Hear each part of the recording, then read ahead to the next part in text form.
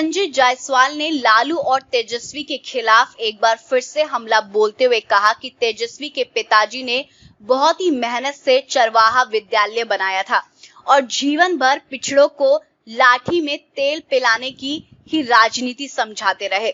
उन्होंने कहा कि पढ़ाई के मामले में भी वे अपने समय की सरकारी नौकरियों की तरह पक्के समाजवादी थे। उन्होंने कहा कि लालू यादव नहीं चाहते थे कि बिहार के बेटे पढ़ाई करें और ना ही उन्होंने अपने बेटों को पढ़ाया।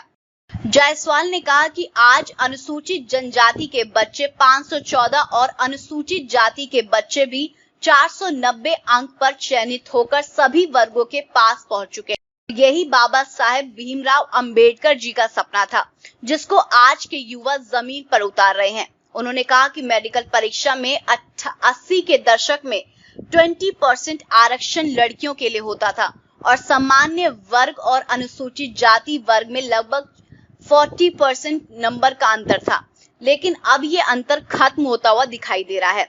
बिहार बीजेपी अध्यक्ष के मुताबिक 90 के दशक में मेडिकल कॉलेज में स्थितियां ऐसी हो गई हैं कि महिलाओं के आरक्षण 20% से घटाकर 3% करना पड़ा, क्योंकि बेटियां 65% सीटों पर हो जाती हैं।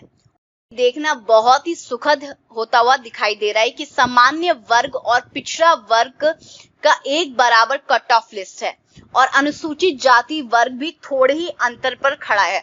भाजपा नेता ने कहा कि अगले 5 सालों में ये भी खत्म हो जाएगा। उन्होंने कहा कि बाबा साहेब अंबेडकर जी की सच्ची श्रद्धांजलि तभी होगी जब अनारक्षित अथवा आरक्षित वर्ग के बच्चे एक बराबर कट ऑफ मार्क्स लेकर इस देश को आगे बढ़ाएंगे। इस तरह पिछड़ों की तरक्की भी से भाजपा गदगद है। तो इस पर आपकी जो भी राय है आप प्लीज कमेंट सेक्शन में लिखें।